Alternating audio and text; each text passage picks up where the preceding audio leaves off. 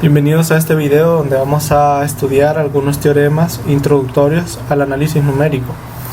Esto es muy importante porque muchas de las cosas que vamos a ir viendo dentro de todo el curso requerirá en principio del conocimiento de estos teoremas. Entonces empezaremos con algunos teoremas clásicos que habitualmente se podrían alguien puede haber tenido una interacción con estos teoremas en clases como cálculo 1, pero no es necesariamente cierto, puesto que dentro de los temas no abarca estos teoremas. Entonces empezamos con el teorema de Rolle. Todos los teoremas que vayamos a ver aquí tienen una cierta estructura, que son hipótesis, que son algunas condiciones que se van a asumir como ciertas, y tienen una o varias condiciones que se conocen como conclusión en este caso, ¿no? O sea, esto hace referencia a hipótesis y esto hace referencia a conclusiones. Entonces el teorema se lee en este sentido: si las hipótesis son verdaderas, entonces la conclusión es verdadera, ¿no? Esa es la idea. Entonces de los teoremas vamos a ir viendo, no es que los vamos a probar aquí, sino que vamos a ir viendo aspectos como geométricos de cada teorema de Rolle, que es una forma bastante sencilla de entenderlos y asimilarlos de una forma más fácil, ¿no? Entonces veamos primero el teorema de Rolle. Primero nos dice acá que la función pertenece a C de AB. ¿Qué significa esta notación, no? Vamos a explicarlo aquí. C de AB significa el conjunto de funciones continuas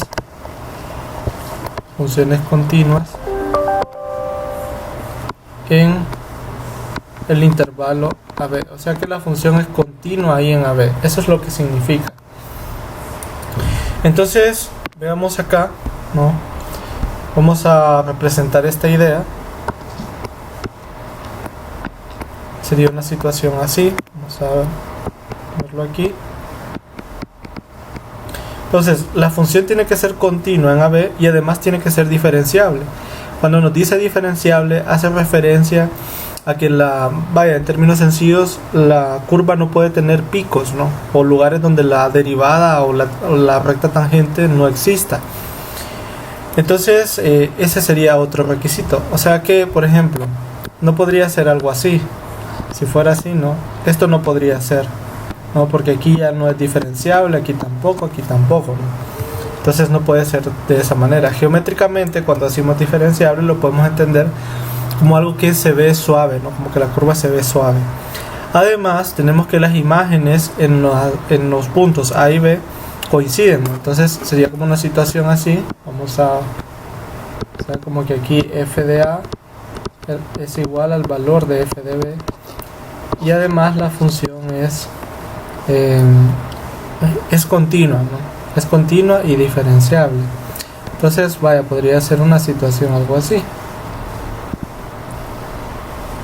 Veamos una situación así, por ejemplo. Entonces ahí tenemos que para esa gráfica que vemos ahí, pues tendríamos esas situaciones, ¿no? Es una función f.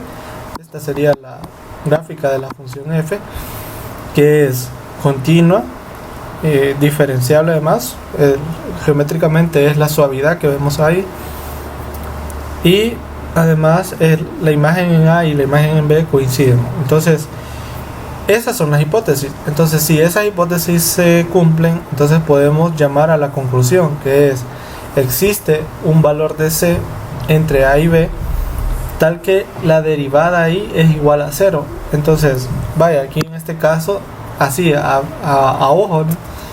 Podemos ver que aquí tendríamos dos elementos con esas propiedades. Recordemos que la derivada representa la pendiente de la tangente. Entonces podemos ver que aquí prácticamente nos están diciendo que en ese punto la recta tangente es horizontal, y eso se puede apreciar en estos lugares, ¿no? El teorema, por supuesto, nos habla de que existe un punto C, ¿no? En este caso existirían dos valores. Podemos verlo aquí. Existe C1 y C2. Pero aquí solamente nos dice que existe al menos uno, ¿verdad? Eso no entra en contradicción con que puedan haber más de uno. Incluso aquí no podría ser otra situación, como un C3 acá, ¿no? El hecho es que está garantizado que va a haber un punto donde se cumpla esta propiedad. Bueno, un teorema un poco más general es el teorema del valor medio. Entonces el teorema del valor medio de qué nos habla, cuáles son las hipótesis. Si nos fijamos, las hipótesis son prácticamente las mismas y viene a ser una extensión del teorema anterior, porque podemos notar aquí, si pueden ver acá, si f de a fuera igual a f de b, entonces este numerador se cancelaría y tendríamos el resultado de arriba, que es que f' de c es igual a 0. Entonces viene a ser una extensión, ¿no? Y lo que veíamos antes es como un caso particular de este teorema. Entonces, ¿cómo se vería esto, no? Dibujemos la situación que nos presentan aquí. Veamos la situación que nos presentan acá. Tendríamos una figura como esta. Supongamos que aquí está esta vez. Aquí podemos ver que son las mismas hipótesis de antes. La única diferencia es que ahora f de a y f de b no necesariamente coinciden. Entonces supongamos algo así. Por ejemplo, una situación así. O vamos a dibujarlo un poquito más pronunciado esto. Entonces, bueno, de nuevo, ¿no? Acá tenemos a f de a y aquí tenemos a f de b. Entonces, ¿qué nos está diciendo este resultado? Si ustedes notan esto que está aquí, esto que vemos acá, no es otra cosa que la pendiente que une estos dos puntos. O sea, este punto aquí que puse en color rojo, es decir, la recta que pasa por esos dos puntos tiene como pendiente, ¿no? Vamos a ponerlo aquí, f de b, como se aprende en los cursos de álgebra, ¿no? Entre b menos a, ¿no? Entonces lo que nos está diciendo es que va a existir un valor de c entre a y b, ¿no? Vaya, propongamos así, ¿no? Que este, por ejemplo, o puede ser, puede ser por acá, un punto donde la pendiente de la tangente sea la misma. Eso implica que las rectas serían paralelas, ¿no? Y aquí se puede ver geométricamente que en efecto hay un punto con esa propiedad. O sea que aquí f' de c tiene la misma pendiente de esta recta, ¿no? Y esa pendiente pues es esto que está acá, ¿no? Y eso es lo que nos dice el teorema del valor medio, ¿no? Interpretado así de forma geométrica. El teorema del valor extremo es un teorema que nos garantiza que cuando una función es continua en un intervalo cerrado, eso significa, esa hipótesis, si la asumimos cierta, nos garantiza de que podamos encontrar el máximo y el mínimo de esa función, solo con el hecho de que la función sea continua. Es decir, no necesitamos que haya diferenciabilidad en este caso. Entonces, vaya, podría ser un caso como este, así. Imaginemos una función de esta forma, así.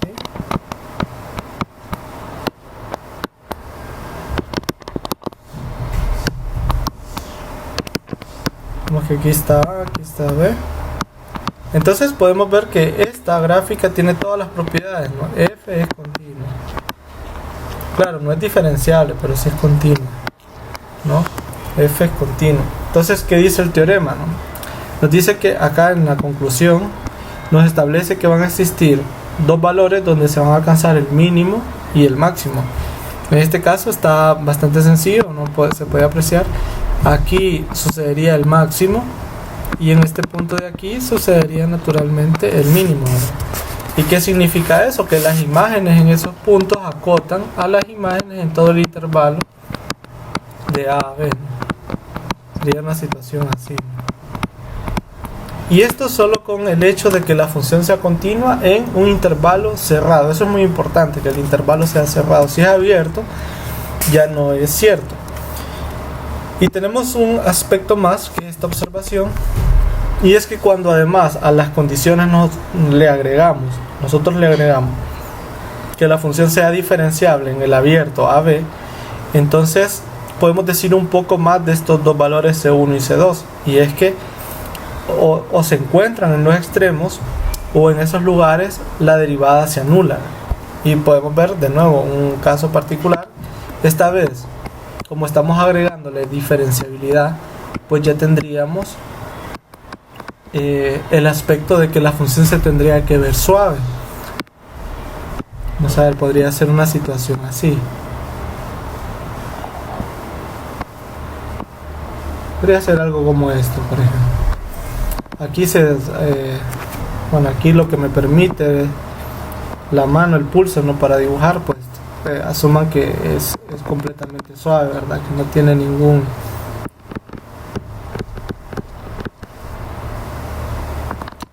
Por aquí a esta altura estaría f de b, ¿no? Estaría f de b.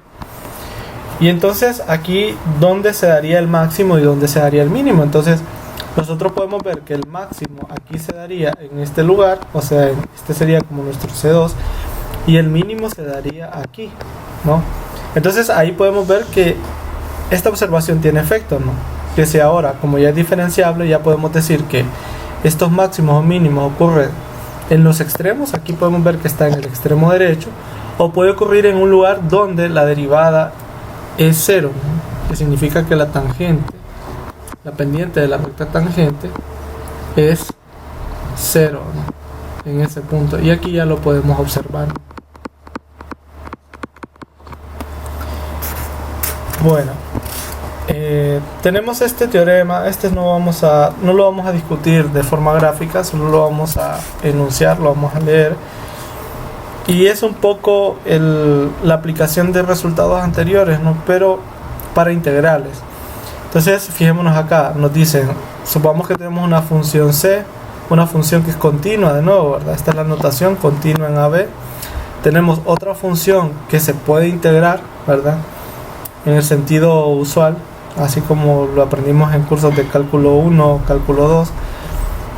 Además, tenemos que el signo de g se mantiene constante, o sea, la función g, de la cual hablamos en el punto número 2, tiene que estar por encima del eje X o por debajo del eje X. Esa es la idea. Entonces, bajo estas tres hipótesis, la conclusión es que existe un valor de c tal que de alguna forma pondera a la variable, a la integral, a esta integral que vemos acá, ¿no? Es decir, es como si este f de x fuera de alguna manera promediado por un cierto valor, y ese valor puede salir como una constante dentro de la integral, que es esto que vemos aquí. Bueno, un caso particular y que aparece bastante en los libros es el caso cuando esa función g es 1. Si esa función g es 1, entonces f de c se puede escribir de esta manera que está aquí. Eso lo podemos ver rapidito acá. Miren, si nosotros tenemos que g es igual a 1, entonces el resultado de este teorema nos diría que f de x multiplicado por 1 de x es igual a f de c, la integral de AB de 1 de x, y esa integral es b menos a. Y entonces si despejamos aquí para f de c, mandando ese factor al otro lado, pues llegaríamos a este resultado. Muy bien. Por otro lado tenemos el teorema de Rolle generalizado. Y bueno, si recordamos el teorema de Rolle, el que vimos a inicios, vamos a ver las similitudes, ¿no? Pero aquí lo vamos a interpretar. Aquí tenemos que la función es continua. Además, f es n veces derivable en el intervalo abierto de AB. Este símbolo de acá es lo mismo que tener AB así, por si no están acostumbrados a ver el intervalo abierto con paréntesis, ¿no? Pero hace referencia a esto. Entonces es n veces diferenciable ahí. Además hay n más 1 puntos donde se hace 0, que son estos puntos x0, x1 hasta xn en el intervalo cerrado de AB. Y si todo eso se cumple, entonces podemos garantizar que existe un c donde la derivada enésima, que aquí no se ve muy bien, lo voy a Vamos a ponerlo, vamos a volver a escribir para que se vea bien. La derivada enésima en ese punto es igual a 0. Aquí cuesta un poquito más hacer una interpretación geométrica de esto, pero se puede hacer con un caso, con el caso siguiente a n igual a 1, que es n igual a 2. Si por ejemplo tuviéramos n igual a 2, ¿cuáles serían las condiciones? Podemos verlo acá. Si fuera n igual a 2, lo que exigiríamos es que, primero, de nuevo, f continua. Cuando dice pertenece a las funciones continuas de AB, eso es lo que así se lee, de esa manera. Ese es el pertenece a. 2. F es 2 veces derivable, ¿no? Estamos hablando de la segunda derivada. 3. Existen en este caso 3 puntos que serían x0, x1 y x2, donde la función se hace 0, es igual a 0. Y bajo esa hipótesis entonces podemos concluir este resultado de acá. Y si nosotros lo notamos, pues sería una aplicación directa o indirecta más bien en este caso del teorema de Rolle del que vimos antes, ¿no? Entonces veamos por qué. Vamos a dibujar aquí la situación. Imaginemos que tenemos esa situación, ¿no? Tenemos A, B y además tenemos 3 puntos donde la función se hace 0, ¿no? Entonces vaya, veríamos como algo así. Voy a dibujarlo de esta manera aquí. Aquí se hace 0, aquí se hace 0, aquí se hace 0 y vamos a dejarlo acá.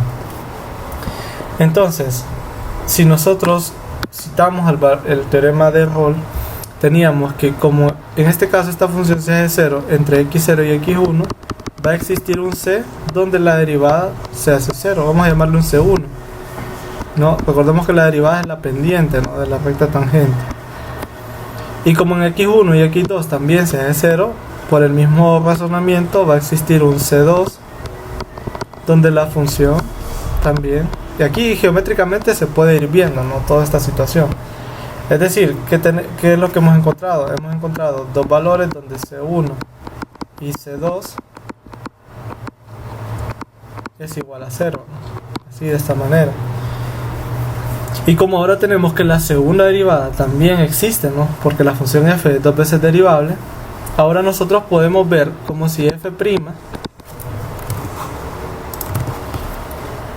como si fuera una función, una nueva función, como hablar de una función g, ¿no? Y como en este caso tenemos que existen 2 puntos donde esta función es igual a 0, podemos aplicar el teorema de Rolle de nuevo.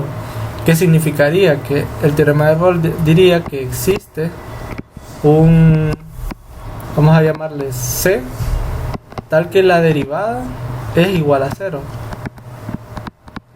Pero la derivada de g, como estoy diciendo que g es f', estaríamos hablando de la segunda derivada de f, que es, si lo notamos, lo que queríamos probar al final, ¿no? Lo que queríamos probar acá, ¿no? Eso para el caso n igual a 2. Y bueno, para el caso n igual a 3 y todos estos, pues es similar, ¿no? La idea es como similar. Bueno, otro teorema de interés es el teorema del valor intermedio. Y el teorema del valor intermedio lo que nos dice en este caso es que suponemos que la función es continua. Podemos ver que esta hipótesis se repite, ¿no?, en todos los teoremas. Y asumimos o escogemos un valor k que se encuentra entre f de a y f de b.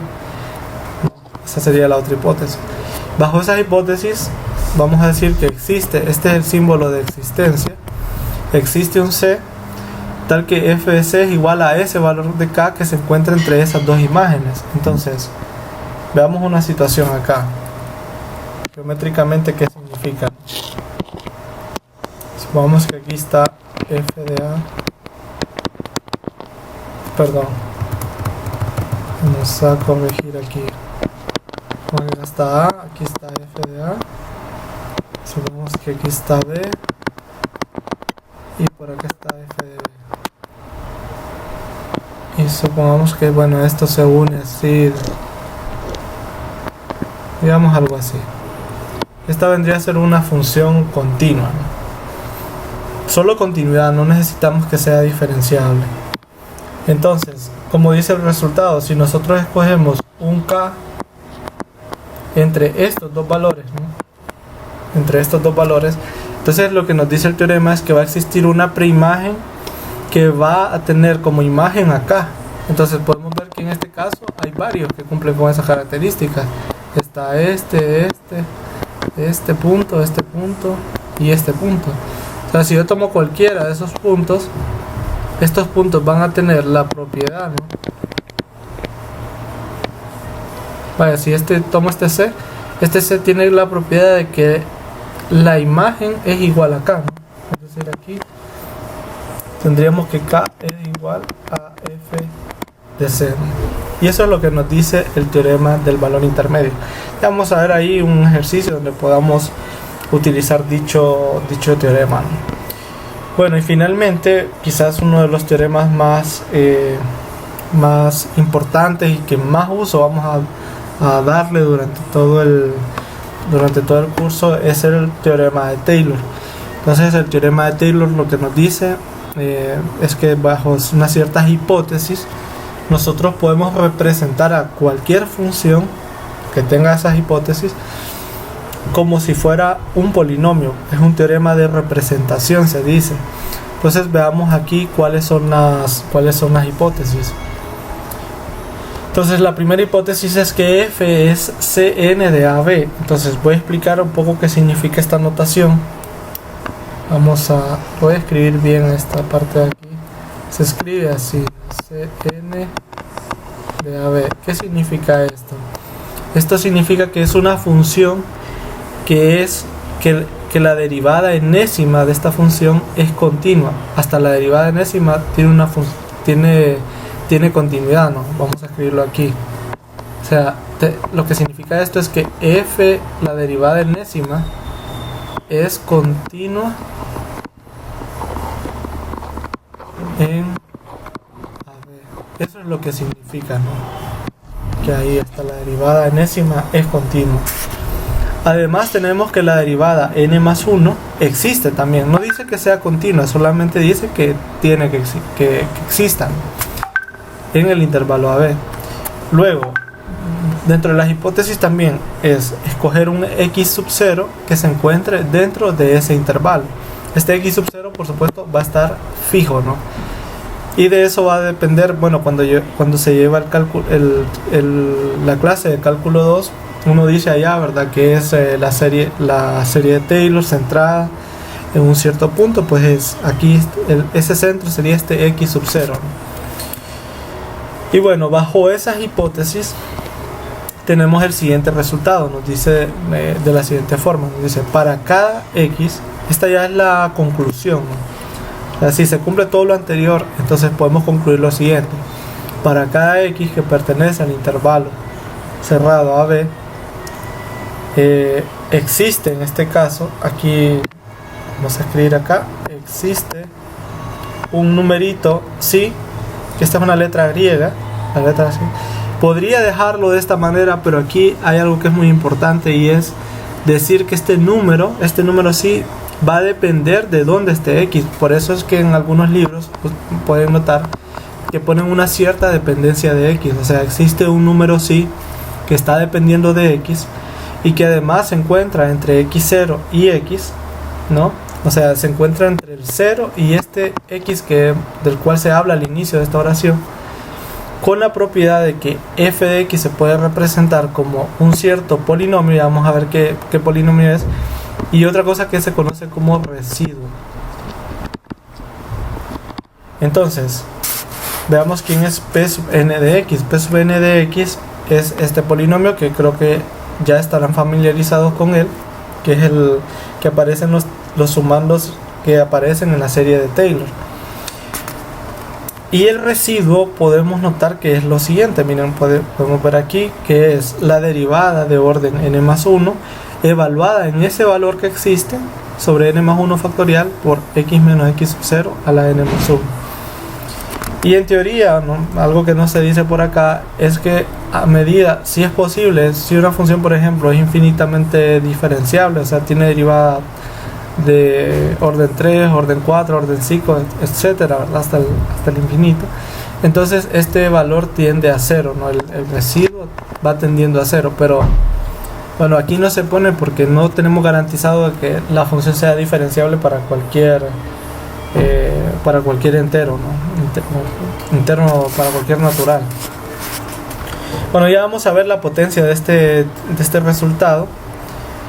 Y para finalizar, otro elemento que va a ser importante para algunas pruebas es el siguiente, que nos dice que siempre que nosotros tengamos entre valor absoluto una integral, esta viene acotada por la integral del valor absoluto de la función que se está integrando. Y es simplemente lo que dice acá, ¿no? Esa es una regla, ¿no? Para acotar integrales. Bueno, estos son los teoremas que quería discutir. Ahora vamos a pasar a la zona de ejercicios. Vamos a hacer dos problemas por acá. Entonces vamos a irnos para acá, la zona de problemas. Aquí vemos uno de los primeros ejercicios. Observémoslo acá, nos dice ejercicios. Con ayuda del teorema de Rolle y el teorema del valor intermedio, pruebe que esta función, K es un parámetro, no es una constante aquí. O sea, lo que tenemos es esta situación así, ¿no? Cada constante, ¿no? Constante, vamos a poner aquí.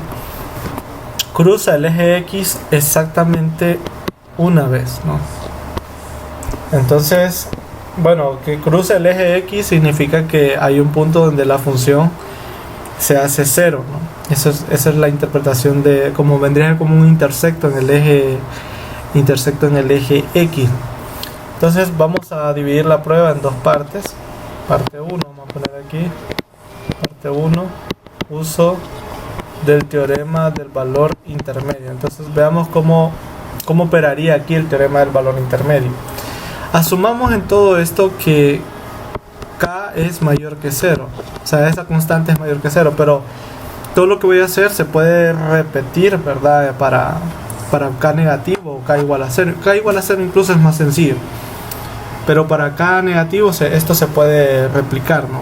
Fácilmente. Entonces solo es para tener la idea.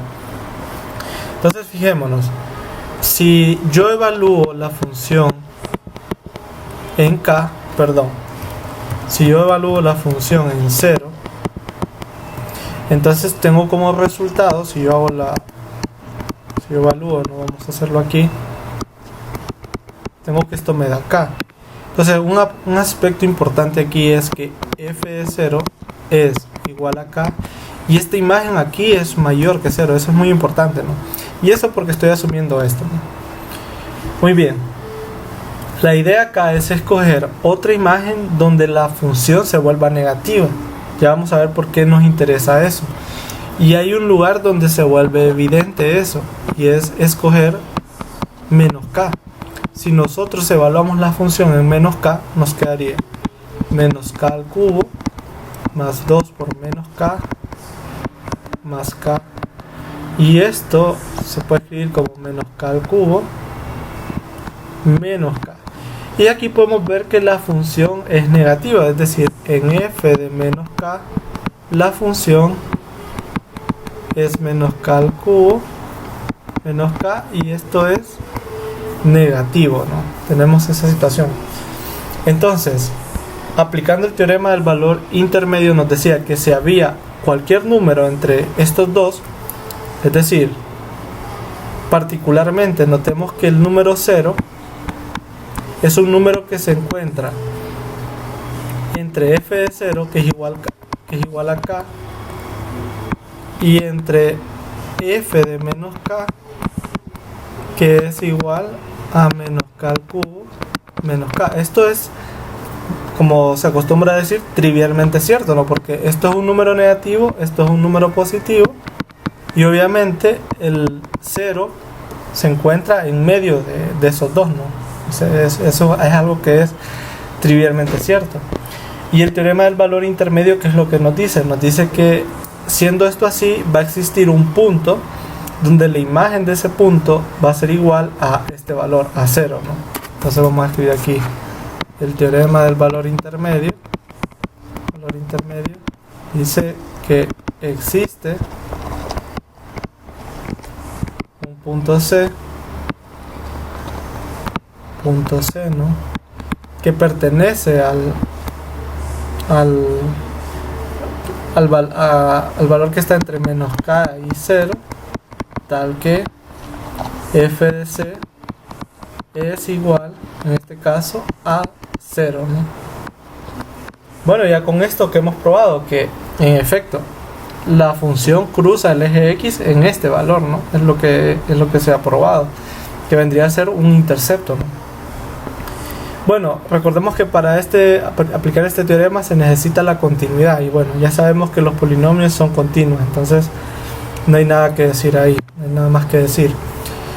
Muy bien, el hecho de que la función se haga 0 ahí no significa que no haya otro punto donde se pueda hacer 0, porque el teorema del valor intermedio solo garantiza que existe el menos 1, pero este problema nos dice, además de probar que cruza el eje x, también nos pide que probemos que solo lo pasa una vez, exactamente una vez. Entonces, aquí es donde entra el teorema de Rolle. Vamos a ver por qué. Parte número 2. Aplicación, vamos a poner aquí teorema de Rolle. Ahora, fijémonos acá por qué el teorema de Rolle tiene cabida. Esta es una prueba que en matemáticas se conoce prueba por contradicción, que es asumir que algo es cierto y después, ¿verdad?, tratar de ver de que esa hipótesis conduce a algo que no tiene sentido o que es contradictorio. Entonces, vaya, la hipótesis, ¿cuál sería aquí? Vamos a escribirla. Hipótesis: existen, como por contradicción, ¿no? Existen dos valores donde la función se hace 0. Existen dos valores, vamos a poner aquí C y D, donde f de c es igual a f de d y esto es igual a 0. O sea, estaríamos diciendo que esta función cruza dos veces el eje x, ¿no? Porque serían estos dos interceptos. Entonces vamos a ver que esto conduce a una contradicción. Veamos por qué. Si nosotros asumimos que esto es cierto, podemos aplicar ahora sí el teorema de Rolle, ¿no? Entonces, ¿qué nos dice el teorema de Rolle? Que va a existe un valor, vamos a ponerlo así, existe un S entre C y D, tal que f' de S es igual a 0, ¿no? Eso es lo que nos dice. Ahora, si nosotros observamos, nosotros podemos calcular en este caso f' de S. F' de S, solo para recordarlo, vamos a verlo por aquí. Acá, ¿no? Si ustedes ven, la derivada de este es 3x más 2. 3x al cuadrado más 2. Entonces aquí nos quedaría 3s al cuadrado más 2 igual a 0. Y aquí es donde podemos ver la contradicción, ¿no? Porque esa ecuación no tiene raíz, ¿verdad? Ecuación sin raíces, ¿no? Sin raíces reales. O sea, tiene raíces complejas pero no reales, pero las complejas no nos interesan en este caso. Entonces esto genera una contradicción, ¿no? Esto nos lleva a una contradicción. Entonces, cuando esto nos lleva a una contradicción, nosotros podemos decir entonces que la hipótesis que habíamos tomado al inicio es falsa, ¿no? O sea, ¿cuál es la hipótesis que tomamos al inicio? Era esta, ¿no? Falsa.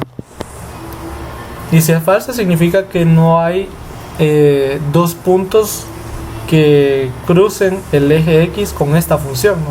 O sea, solamente existe uno nada más.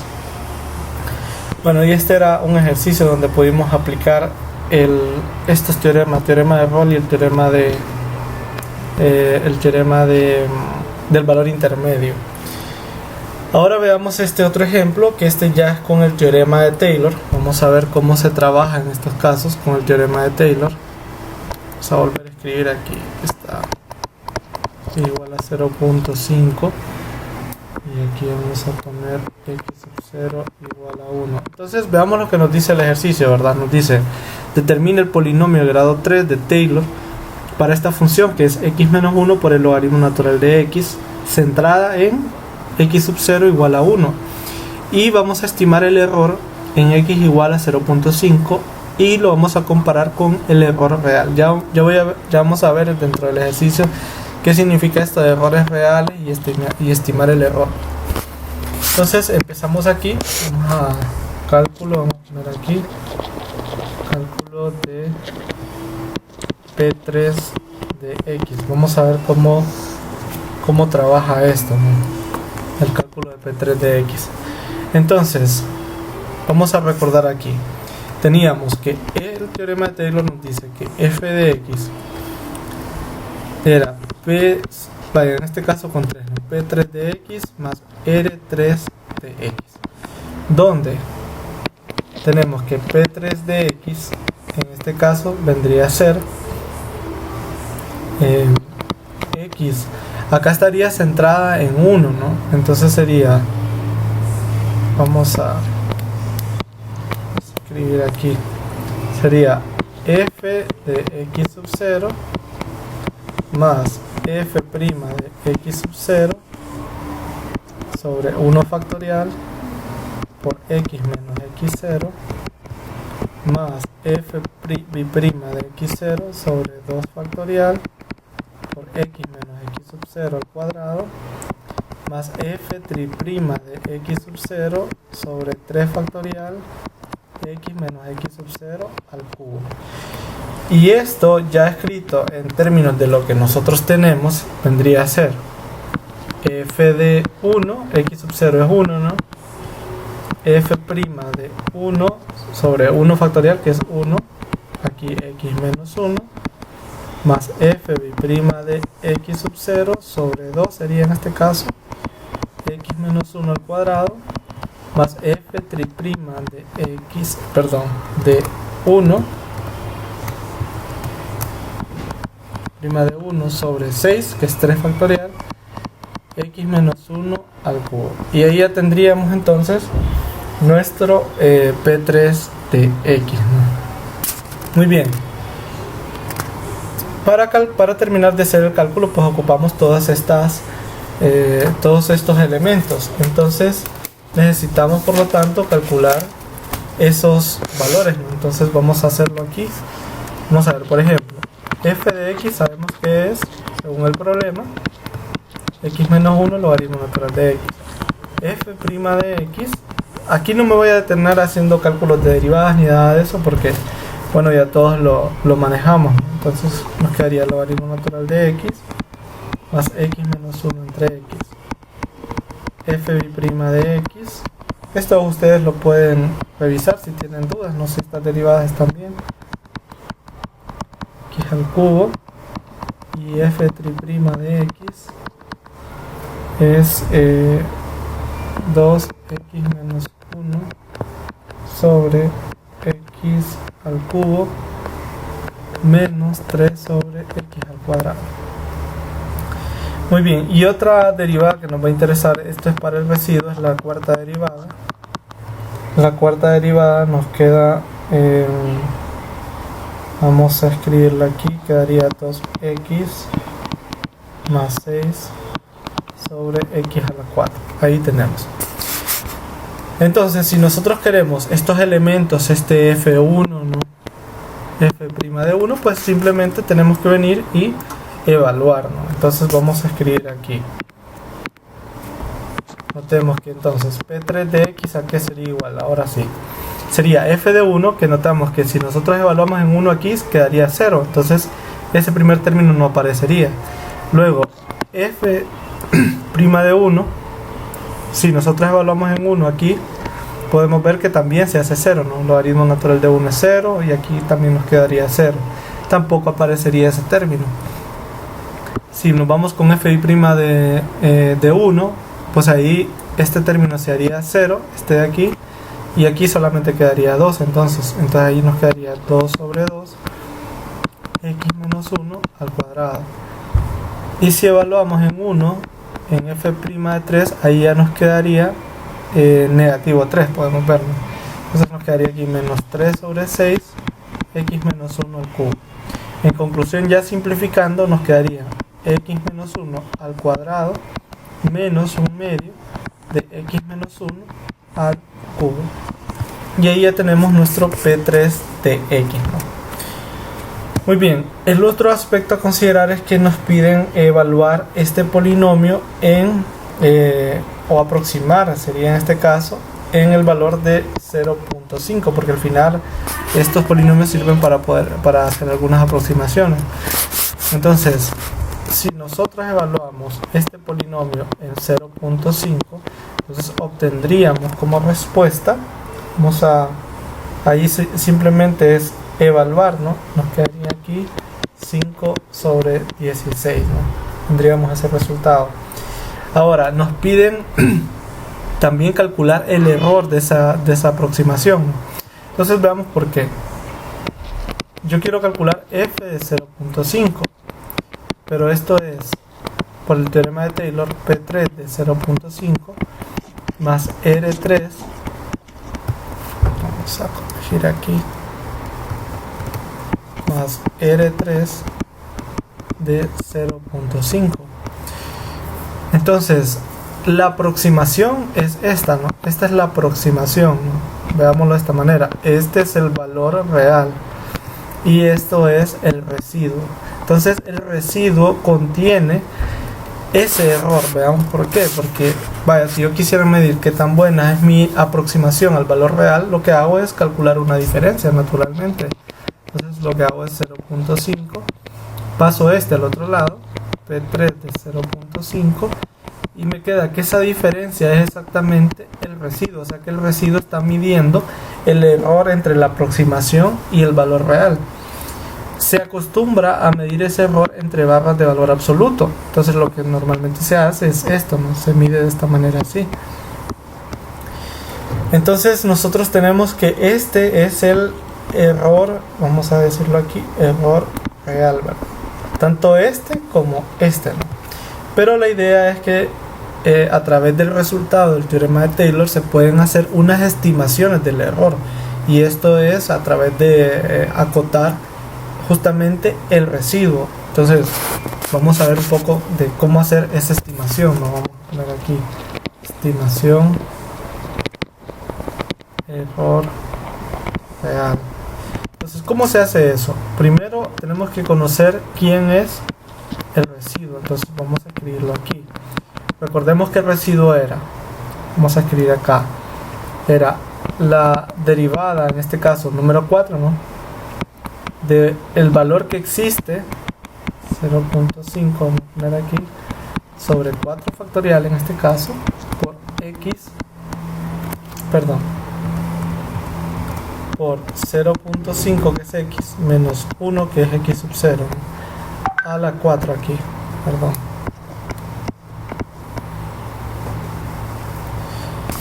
Entonces, ¿cómo podemos aproximar este valor? Para ello nosotros tenemos que conocer la cuarta derivada. Si nosotros vemos la cuarta derivada, era esta función,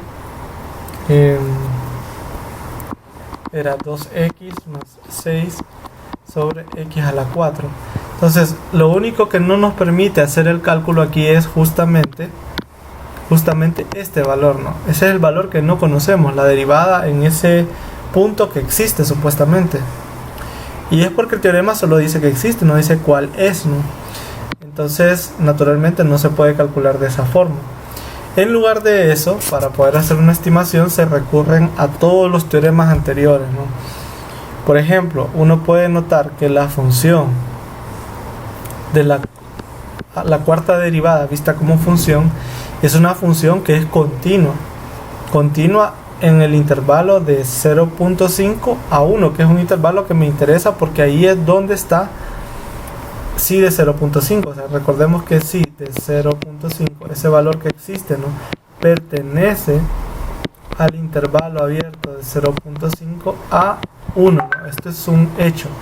Y nosotros tenemos que la cuarta derivada es continua aquí, ¿no? Entonces el teorema de valores extremos nos dice que, bueno, dado que esa función es continua, en ese intervalo existe un máximo y existe un mínimo. Entonces ese máximo, ese mínimo es el que nos interesa a nosotros. Entonces, para poder conocer cuál sería el máximo y cuál sería el mínimo, un primer acercamiento para saber bien cuál sería ese máximo y cuál sería ese mínimo es calcular la derivada de la función y ver cuál es el signo, porque a veces si tiene un solo signo, este se determina la monotonía de la función, que puede ser creciente o decreciente. Entonces, vaya, en este caso, para poder estudiar el crecimiento o decrecimiento de la cuarta derivada, yo tendría que derivar una vez más para saber eso. O sea, necesitaría calcular la quinta derivada. La quinta derivada en este caso, si ustedes hacen el cálculo, ¿no? Si ustedes hacen el cálculo, les quedaría 6x más 4 sobre x a la 5, x por un menos. Y bueno, ustedes pueden notar que la quinta derivada evaluada en el intervalo de 0.5 a 1, pueden notar ustedes que este x más 4, tanto como este x a la 5, son términos positivos. Así que la quinta derivada es negativa ahí. Por lo tanto, esto implicaría que el signo de la cuarta derivada ahí es la monotonía, de la cuarta derivada en ese intervalo es decreciente, ¿no? Bueno, y si la función es decreciente y ya sabemos que existe un mínimo y existe un máximo, entonces lógicamente los mínimos y máximos se alcanzan en los extremos, ¿no? No se podrían alcanzar en medio porque esta es una función decreciente, ¿no? Que tiene un movimiento que, vaya, se vería como algo así, ¿no? Como que decrece, ¿no? O sea, no podría ser, por ejemplo, algo así, porque aquí tenemos una zona donde crece y aquí una zona donde decrece, ¿no? Entonces necesariamente los máximos y mínimos se deben encontrar en los extremos, ¿no? En los extremos de la función. Y bueno, ¿cuáles son los extremos que a mí me interesan?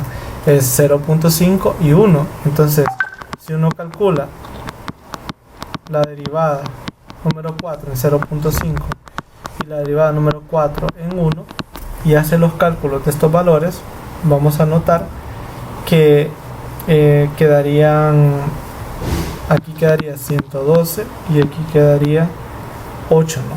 Por lo tanto, tenemos que para cualquier, vamos a decir así, cualquier x que pertenece al intervalo de 0.5 a 1, nosotros vamos a tener que la imagen de la cuarta derivada ahí está acotada por estos dos valores, 112 y 8, ¿no? 112 y 8, esos son los valores extremos. Bueno, ya con estos valores extremos, entonces particularmente para este valor sí, tendríamos que esto se cumple también, es decir, nosotros aquí ya podemos garantizar, ¿no? Aquí ya podemos garantizar que la cuarta derivada evaluada en sí de 0.5, que es un valor que se encuentra entre 0.5 y 1, es menor o igual que 112 y este es un valor de interés, ¿no? Entonces, todo esto ahora ya nos permite acotar el valor de R3 de 0.5 en valor absoluto. Vamos a poner aquí R3 de 0.5, recordemos que es F4 de sí de 0.5 sobre 4 factorial por 0.5 menos 1 a la 4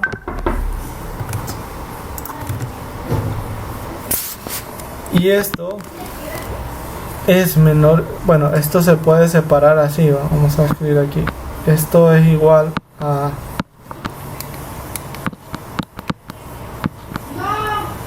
F de sí de 0.5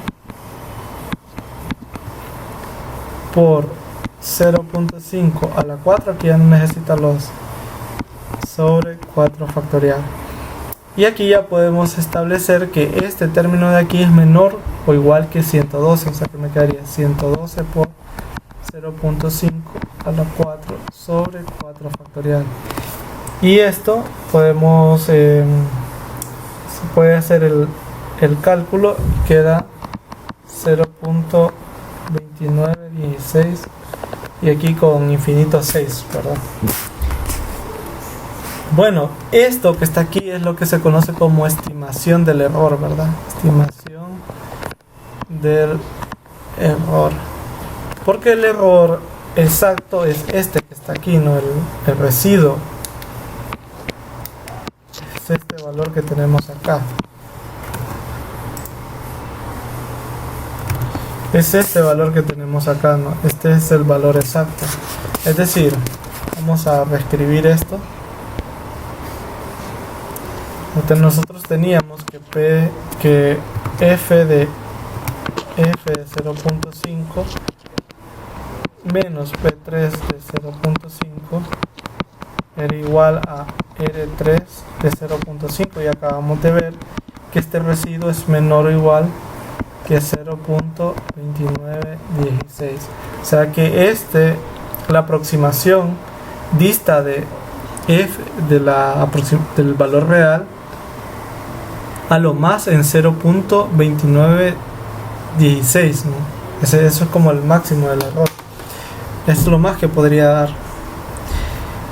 Y bueno, podemos comparar el valor real del error porque nosotros podemos hacer el cálculo en este caso. Si nosotros usamos una calculadora y hacemos esta diferencia, vamos a ver que esto da este resultado que tenemos aquí sería aproximadamente igual a 0.0341, lo cual entra en concordancia, ¿no? Podemos ver que este valor, que es el error real, es menor o igual que la estimación. Y teníamos ese ejemplito. Muy bien, un segundo ejercicio, vamos a quitar esto de acá. Un segundo ejercicio lo vamos a plantear aquí.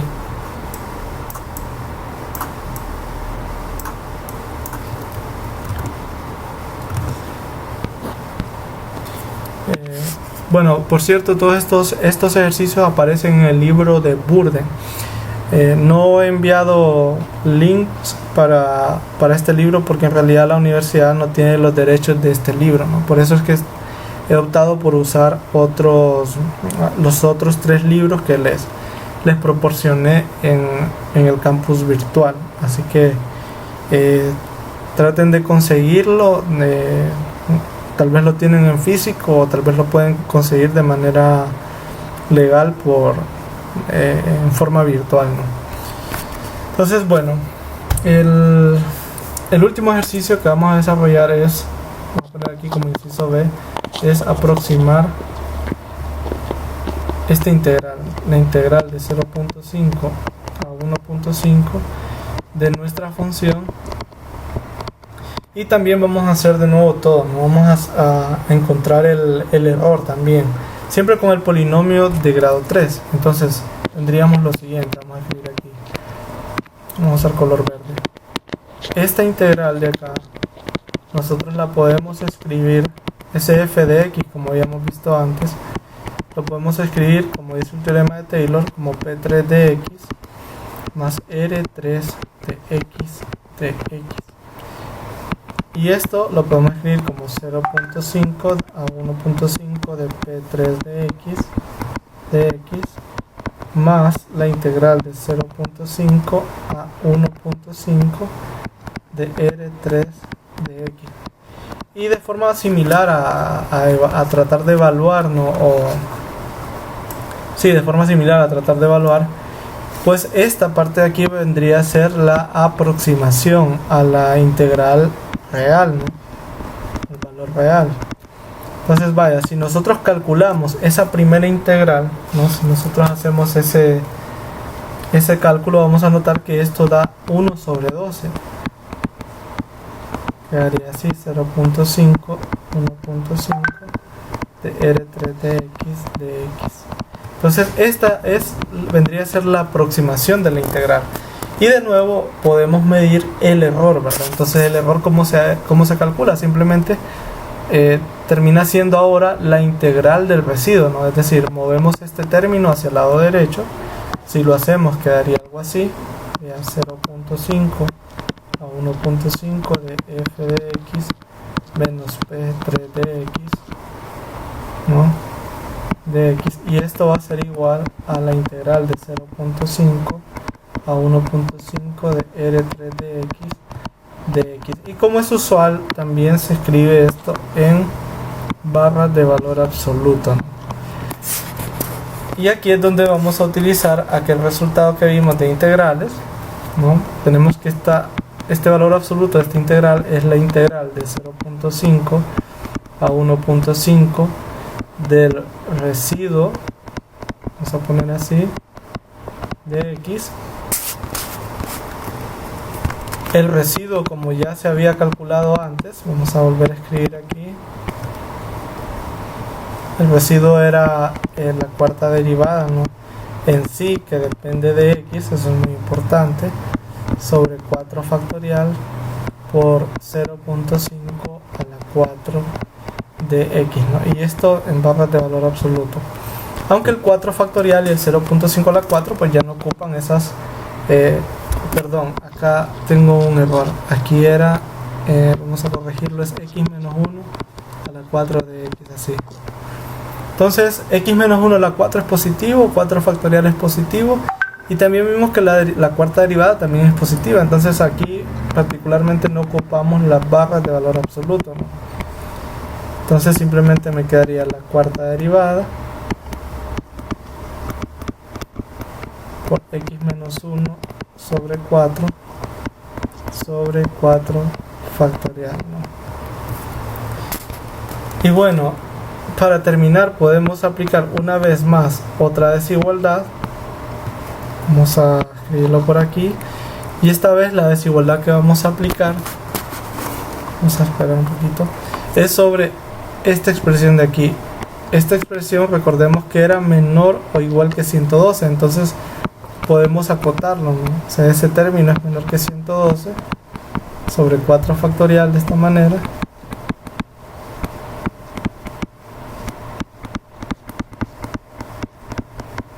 Y esta integral pues ya la podemos resolver, ¿verdad? Si nosotros resolvemos esta integral que estamos viendo acá, el resultado nos quedaría, esto sería igual a 7 sobre 120, que es igual a 0.0, perdón, vamos a corregir aquí, 0.05833.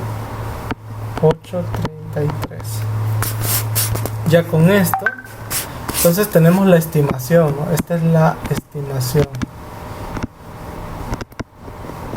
Esta es la estimación del error, ¿no? Bueno, también podemos calcular otra vez el error real. Aquí podemos usar un software de matemática para hacerlo, ¿no? Podemos aplicar aquí 0.5 a 1.5 de f de x menos p3 de x. Si nosotros hacemos la aproximación de ese error, la aproximación de esa integral, perdón, entonces obtendríamos el valor de la aproximación real, ¿no? Que es, en este caso es 0.04687 aproximadamente. De nuevo podemos ver que el resultado entra en concordancia, ¿verdad? Este valor es menor o igual que este valor, que es la estimación del error, ¿no? Ahí se puede chequear. Obviamente no va a ser igual porque como hemos ido acotando, ¿no? En todo el proceso, al final lo que tenemos es una estimación, ¿verdad? Bueno, espero que este video les haya sido de mucha ayuda. Tienen que ir resolviendo varios ejercicios de este tipo para que en posteriores temas se les vuelva más sencillo, ¿no? el desarrollo de los ejercicios. Bueno, es un gusto haber hecho este video para ustedes. Nos veremos pronto.